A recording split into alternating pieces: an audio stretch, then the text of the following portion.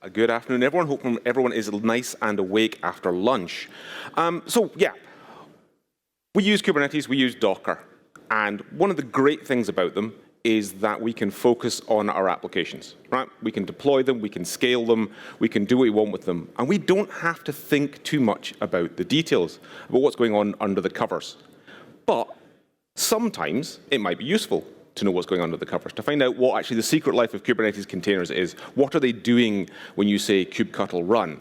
And that is kind of the goal of this talk. It's try and talk through some of the details of what's going on under the covers and also some of why that's useful. It's not just like fun kind of trivia knowledge you can have. It actually has got useful information that will be useful to you when you're debugging, when you're troubleshooting, or even maybe when you're designing new containerized applications and you're thinking of the different ways you can use containers. That's the goal of the talk. So before I get started, very quick about me. Why am I here talking about this? My background is actually in IT security as a pen tester. I was a pen tester for quite a large number of years.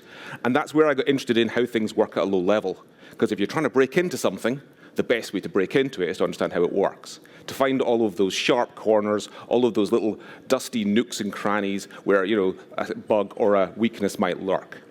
These days, I'm a senior security advocate at Datadog, where I focus on container and Kubernetes security. In the unlikely event you've not heard of Datadog, we are a large SaaS provider of monitoring and observability and security products. A couple of things I do in the community to try and help out. I'm one of the authors of the CIS benchmarks for Docker and Kubernetes. If you've not come across those, they're vendor-neutral hardening guides. If you're looking to try and harden your Kubernetes or Docker environments, they're not a bad place to start. I'm also a member of Kubernetes SIG Security and CNCF Tag Security. And if this talk or anything else that you've seen over the course of the last couple of days sparks an interest in cloud-native security, these are great, easy things to get involved with. You can just come along to the calls. They're kind of weekly or bi-weekly. And there's lots of things going on. You can either just listen in or you can get involved. But I would definitely recommend doing so if this is a topic of interest. As you might have noticed by my accent, I'm not from London. I'm actually from here. This is Lochoil Head in the West Scottish Highlands, which I took this picture when it was nice and sunny. And if anyone's been monitoring the weather or the news about Scotland lately, last week we were cut off. There was 9,500 tons of mud that came down on the nearby roads. And we had 3 roads out of our village. All 3 of them were blocked. So that was nice. I'm just very glad that was last week and not this week. Otherwise, I probably wouldn't be here doing this talk. So anyway, let's get on with it. Containers make things simple. That's what we like about containers. That's why Docker was successful. That's one of the reasons that Kubernetes is successful. You want to deploy an application in a cluster. You want to scale it to 100 replicas. You don't really need to know an awful lot about how that is happening and the deep layers that underlying what's actually going on. You just need to get a manifest, deploy it to your cluster, and magically it all turns up. But what's going on under the covers? What's actually happening? Now, we're obviously not going to get everything covered in a half-hour talk. I have got some references at the end for more information. But let's pick on some of the areas that I think are kind of interesting to know about and some of what you can do with those. First up, there's lots of ways to think about containers. This is one. From an operating system perspective, so from the Linux host perspective, when you run a container, what you are doing is starting a Linux process. Just as though you had SSH'd onto the host and run the binary. As far as the OS is concerned, that's what's going on. Now, obviously, one of the huge benefits of containers is that our containers are isolated from other things running on the host. So we can't just run a random process because then it'll start clashing, you'll get library version, dependency problems, all the stuff that we went to containers to get rid of. So what containers do is they use all of these things here. Namespaces, capabilities, cgroups, AppArmor, seccomp, well, sometimes seccomp, to isolate that process. We're not going to try and talk about all of those, that'll be a different talk. But this is just an idea of what's going on. Now, all of these are Linux features. None of these were designed specifically for containers. Cgroups kind of was, but they were all in the Linux kernel long before Docker came along. So these are all things you can do and you can use without actually touching containers. But because it's not a good fun talk unless you've got some demos to go horribly wrong, let's demonstrate what I mean by this. So I've got a little Kubernetes cluster, and I'm going to run a new web server off the Nginx image. So nice and simple. And great, I've done kubectl run. It says I have started a pod called web server. And if I give it a couple of seconds, this is where I find out if my demos are going to work or not. Yay, it's running. I now have a web server, right? Great, I didn't need to know anything about what happened there, but it just worked. I'm saying containers are processes. So what do I mean by that? Well, this is a shell which is directly onto the cluster node, right? So I'm shelled into the cluster node. And if I do ps -fc nginx, there's all my nginx's. So as far as that host is concerned, what I did was start the nginx binary. It doesn't know what a container is. Linux has no idea what containers are. It just knows about processes. But now we know that containers are processes. This instantly opens up some useful information, ways we can interact with them. Because any tooling you've got which interacts with Linux processes, you can use in containers. Because Linux containers are just processes, just how it works. But there's also some specific stuff we can do, which is kind of fun. We can use proc to look at our container file systems. So I'm going to demonstrate how this works. So proc is a really fun file system. I know it kind of sounds a bit sad to have a fun Linux file system, but I promise you it is a fun file system. What we can do is we can use crycuttle, which is a tool for interacting with containers. And we can do crycuttle ps. And this has got all of the pods and all of the containers running on this host. And you can see here we've got our web server. And it's got an ID, which is up here, which I am going to copy to clipboard, because otherwise I'm not actually going to go and get this first. Because what I'm going to do is I'm going to say, for this container, tell me what process ID it actually is, using crycuttle. If I can get this to work. Yes, I can. There we go. Copy paste is never fun. Here we go. So we're going to do that to get it up. Then we're going to do that, go to the end, and get our container. There. Put a space in, otherwise that's going to fail. And it comes back with process ID. So it's gone down the bottom, but I'll bring it back up the top in a second so you can see. Basically what it said is that container running on that host is process ID 7589. And now we know that, we can do something kind of fun. So if I do ls proc, remember what it was, 7589, root. What I've got there is that is the root file system of my container. So if you've been following all the good advice, and if you were in the workshop that Chainguard are running right now, I'll spoil some of their stuff, they will be telling you you need to lock down your container images, right? You need to get all of those editors, all of those ancillary tooling that we used to put in our container images for debugging and get rid of them. For security reasons, for maintainability reasons, for performance reasons. The problem is, once you've done that, if you then want to debug a running container, you don't have any tooling to do it with anymore. Fun thing is, once we know these containers are just processes, that is the Linux file system for my container. If I want to go and edit a file, I can just use an editor from the root, from the actual host. If I want to go and add files, I can just copy them in from the host. I can do anything I want because it's just a process, and I can get to the file system of any container running on this machine just using proc. So proc is super cool and super fun to get involved with. But this does leave us with a little question, because I've just said, well, hang on, this process running on this machine has got a root file system that is different from the host's root file system, which sounds a bit weird. And if you were in Kat's talk this morning, when she was talking about chroot, you get an idea of what the reason for this is and how it works. Essentially, what we're doing is we are using Linux namespaces. Linux namespaces have been around for a long time, and they give processes an isolated view of resources. So you say, okay, this individual process, or this group of processes, you will have a different view of the world from any other process on this machine or for the underlying host. And that's how containers do all of that isolation magic. You get a different IP address, that's namespaces. You get a different process list, that's namespaces. You get a different root file system, that's namespaces. There are 8 of them available in Linux at the moment. 6 of them, these top 6, are turned on in containers by default.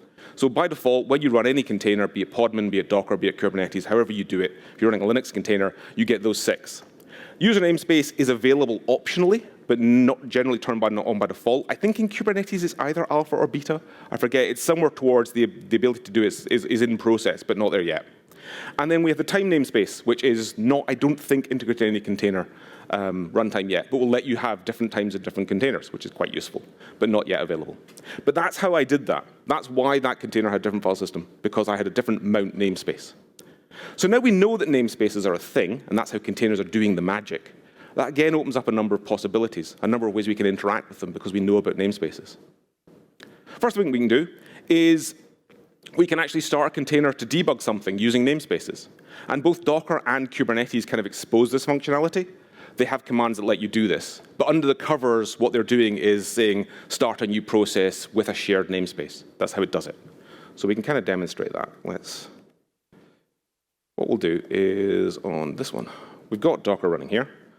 and we will just run a new container, another one, we'll call it web server again because I'm unimaginative that way.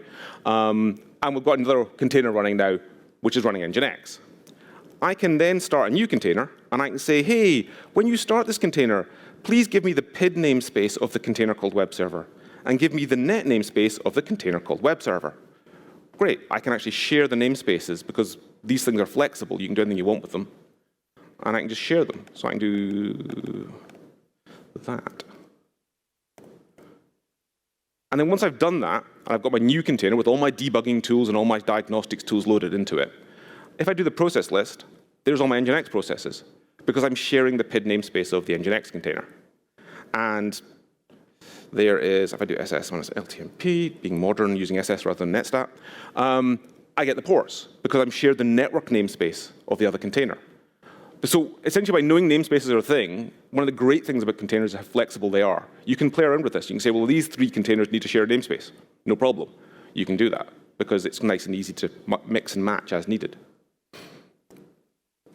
We also see this in Kubernetes.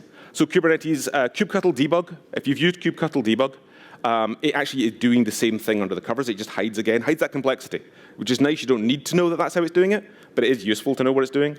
So if we do, if I do kubectl debug, let me exit out of that container. And I'm just debugging the web server I started in my cluster earlier on, and it's started up. And again, we can do the same thing, PSAF. There are my Nginx processes on my Kubernetes cluster node. And all that's done under the covers is I said, start a new process and share that namespace. And the same thing, I can do netstat because this image doesn't have SS. And I get the same thing. I can see the network ports as well. So in both cases, I can actually just share namespaces. Kubernetes does it for you, but you can do it yourself manually. So that's fun. And kind of it shows, I think, hopefully that containers are just processes and why that matters, why it's important. But I jumped over a big bit here if I want to explore the secret life of Kubernetes containers, which is I did kubectl. I could be kubectling from here to a cluster in any other country in the world. And somehow I created a process on that system, or maybe many systems if I did a large deployment. What was involved in me doing that? What were the things that had to happen for that to actually get created? And it looks a bit like this. I do kubectl run, and I talk to the API server, right? So we need a Kubernetes API server to make this work. Then what it does is it persists some information once it's validated into etcd. We need to store it. It needs to be persistent. We're then going to get the scheduler, which is going to give us a node to deploy our workload to. We'll come down to the kubelet, which lives on the worker node and sort of basically watches the API server for things that have been assigned to its node and says, great, I've got a new workload to deploy. And it then uses, we're going to use containerd and runc. There are different combinations of tools you can use here, but I'm going to keep it kind of simple rather than going into all those different variations. So there's quite a lot of different components that have to work. But there's one, someone might have noticed, I'm missing one. I'm missing a component there, and it's deliberate. There's no controller manager. And this is my fun bit of Kubernetes trivia. If you ever do Kubernetes trivia quizzes like KubeCon, you can run a pod in a cluster without the controller manager. You can kill the controller manager process, have it not run at all, because there is no pod controller. It just needs a scheduler. And if you're being super clever, you can actually get away with creating pods without a scheduler as well. But in this case, we don't need a controller manager because we're doing pods, not deployments or anything else. So let's actually look at these and say, okay, say you have a problem. Say you do kubectl run and your process doesn't turn up. What are the different places you can go and look to say, can I test you as an individual component and see what you're doing? Do you actually work or not? So first one is API server.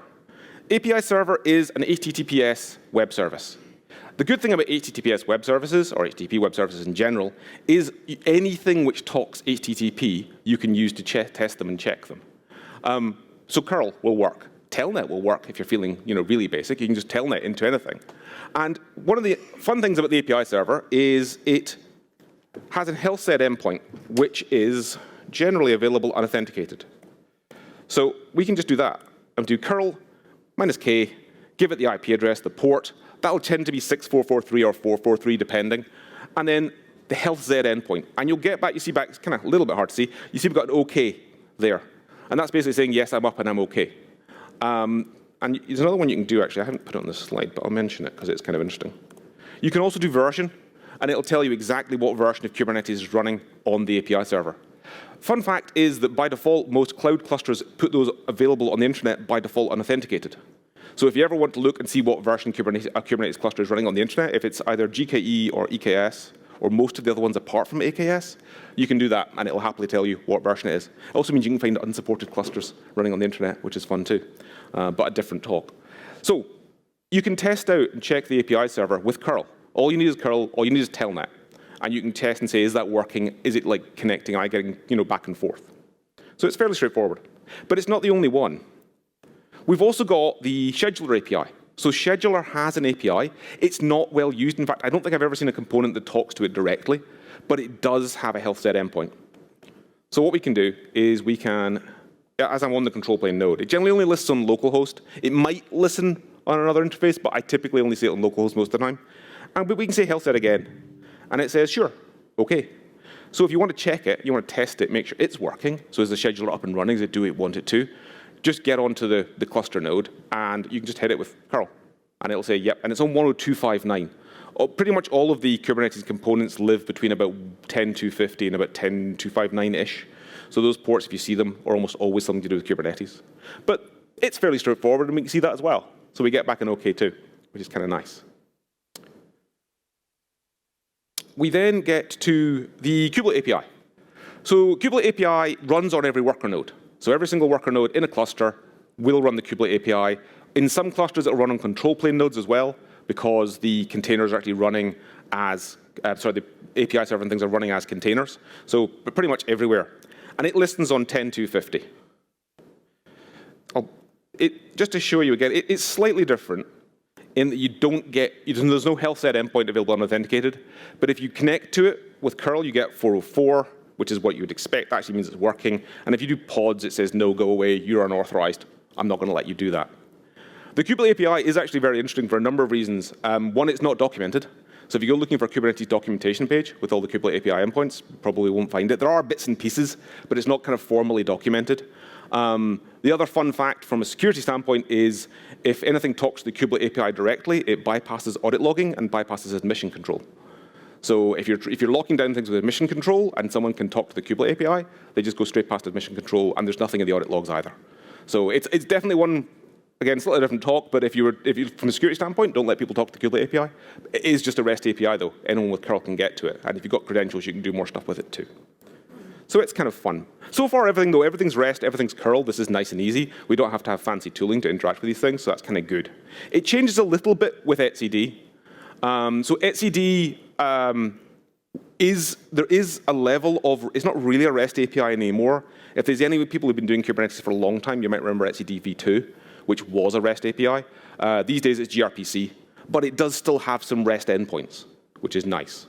So you can still kind of talk to it. But you do need, so it has client certificate authentication, so you need to give it a certificate and a key, which you can find on control plane or cluster nodes, generally on control plane nodes.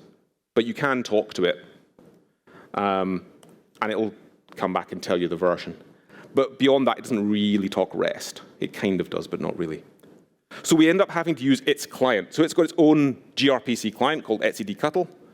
And we can, if you've got the right certificates, which you'll find again on control plane nodes, you can actually list out the entire contents of etcd using etcd-cuttle, which is kind of a nice thing to do, or etcd control. I never know how to pronounce those command line tools. But it gives you basically everything there is in the thing. So if you want to check it's working or check something that's in there, you can actually pull any information that exists in a cluster out of etcd. And similar to the kubelet API, any access to etcd, either getting data out or putting data in, totally bypasses audit logging and admission control, which is another fun security fact. So don't let people do that. Don't let people talk to your etcd clusters. But if we're troubleshooting it and we're trying to work out if there's data in there, maybe the data got corrupt at some point, something went wrong, directly talking to the etcd API is not a bad way of finding out what's going on. You just need to use that tool and have the relevant credentials. So all of those we can kind of talk to with REST to an extent. We can kind of test them, telnet, curl, anything which talks REST. But now we get on to the containerd API.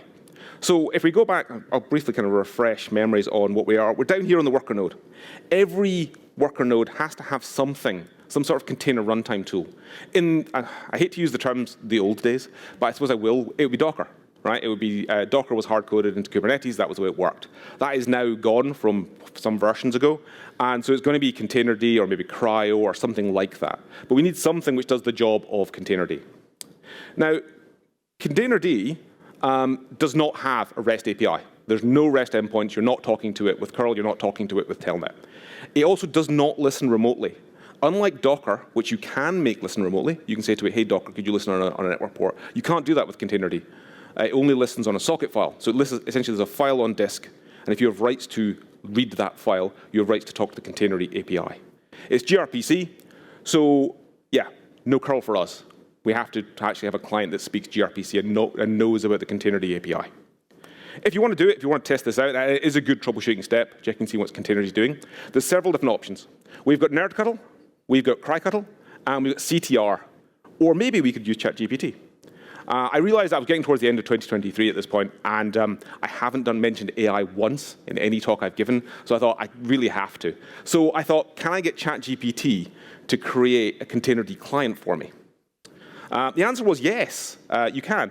I gave it these two prompts. I basically said, first, can you do that? Give me a Golang program that talks to the Containerd API. And then I had to correct it because it didn't know about Containerd namespaces. Containerd has different namespaces for different containers. So I had to say to it, could you modify that? What was kind of interesting to me was I did this like 3 months ago and it failed. It basically hallucinated things that did not exist in the Containerd code base, which is not easy to troubleshoot if you don't know the Containerd API.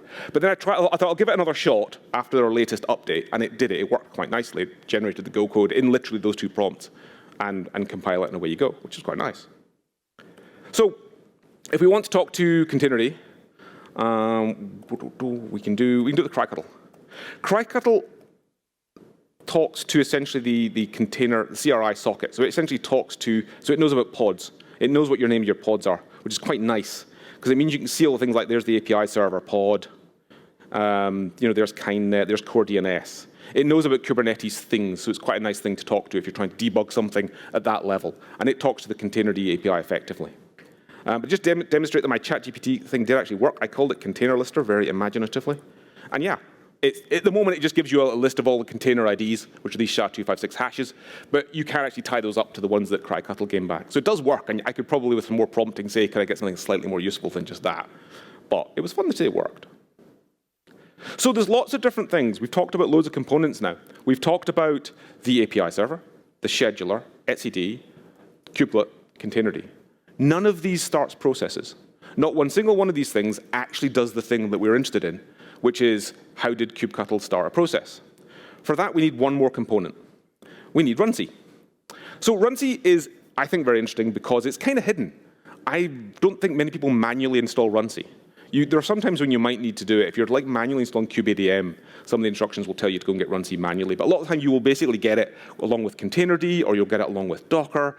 But ultimately, at the end of the day, what is actually starting the processes on the hosts is runc. It's not actually a CNCF project. It's an open container initiative project. So if you are trying to debug things and looking for GitHub issues, don't go and looking in the CNCF repo because you won't find it. It's in OCIs. And there's no API at all. There's no daemon at all. Runc is a binary. You call the binary, it starts the container. So the fun thing about that is you can actually start a container just with runc. You don't need any of all the fancy stuff that we've just used. You can just say, I'm going to use runc, and I'm going to make this work. So we can actually do that. Let's go back here. So I have got a little, what you need is two things to make runc work. You need a JSON file, and you generate that by giving it command runc spec. Just generates the default file. And then you just need a file system. So basically, you can just export any container image and say, right, that's the root file system I want you to use. And once you've got those two things, you can just say that. And it works. And I've got a container. And if I do PSEF, we have the thing we expect to see in containers, which is no one else's processes. Our file system is the root file system, that rootfs directory that I had there. So ultimately, if you want to start containers, and if you're trying to debug it, you can go all the way down as far as runc. And what runc is doing is it's actually launching a process, and it's adding the namespaces, and it's adding all of the other restrictions we talked about to actually say, OK, now you have a container. And it does just work. The one thing it doesn't do is it doesn't have networking, because it turns out that runc is not the component that handles networking. That's actually done elsewhere. But you can get kind of a functional container. And this is actually, I'm actually running this in WSL2 in Windows, so you don't even need to have daemons or Docker for desktop or anything fancy like that. You literally just need to run C binary, a root file system, and a config, which it generates. And you can get great containers. You don't need all this other stuff. Although it goes back to Kat's talk. So technically, right, if you were at Kat's keynote this morning, you could do all this stuff manually, but Kubernetes does hide it, and most of the time, that's probably what you want. You probably want what Kubernetes is doing. However, you can go all the way down as far as this and do it manually. So networking is one thing that it doesn't include. I don't really have time to get into the depths of networking. If anyone's gone into the depths of container networking, you'll understand why. I'm not going to try and cover that in 5 minutes. However, I will mention 2 things. What you need for networking is you need a CNI plugin or plugins. A fun fact is you can actually have more than one CNI plugin in a given cluster if you want to, and you can chain them and do all sorts of other clever things. You also need kubeproxy. I figured someone who works on Cilium might be here, so I'm going to say not always. So you don't always need kubeproxy. You can do without kubeproxy, but by default, you're going to have kubeproxy. And it does a lot of fun stuff around networking. It handles all of the things like service networking. And I've probably got just enough time. This is off script because I wasn't actually going to do this demo, but I'll mention one thing. If you ever wondered what the fancy software-defined networking that Kubernetes provides you is, by default, it's IP tables. All it is a large pile of IP tables rules. And that's why if there's any pen testers in the room and anyone ever says, do a firewall review on a Kubernetes cluster, run away. Do not let them tell you to do that because it looks a bit like this. And that's not really got anything running in it. So if you want to debug Kubernetes networking, you could find yourself down playing with IP tables rules, which IP tables it's been around a long time now, but it's still ultimately what's being used in a lot of Kubernetes clusters, unless you're using one of the other CNIs that doesn't actually make use of that. But by default. So what was the point of all this? Containers hide stuff. They are abstraction upon abstraction, which is the point that Kat was making this morning, is that it's layers of abstraction upon layers of abstraction. These layers of abstraction make us more productive. We don't need to start making new namespaces, adding capabilities, adding C groups to every process that we launch on every host in our 100,000 whatever node cluster. This would be painful. However, I personally think that delving down into the depths of some of these things is really interesting, because either you're trying to troubleshoot something and you can't work out why something isn't quite working. It could well be in one of those many layers that I just talked about. In fact, it probably is. Or if you're thinking about how you can use containers, understanding how flexible they are, how many different ways you can make them work, and how the underlying bits and pieces work can be very useful.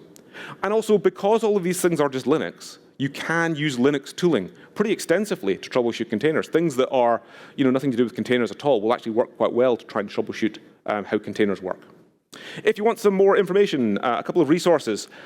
First one is a series of blogs I've just finished looking at container security fundamentals. I essentially go through each of the layers, namespaces, C groups, AppArmor, all of those, and try to do a bit more depth, and also talk about some of the Linux tooling that work at each layer, so you can work out how to kind of play with them just using Linux tooling. There's also another series of posts from a chap called Ivan. I'm not going to try and do his last name because I will butcher it. There's the URL. He does lots of very good information about the low levels on how Kubernetes works. Definitely recommend his stuff. If you want to get in touch, I have got various socials there. Mastodon, Blue Sky, LinkedIn, Threads. There's another one I'm not going to put up there. But please do feel to get in touch. And hopefully that was useful. And I haven't got time to do that.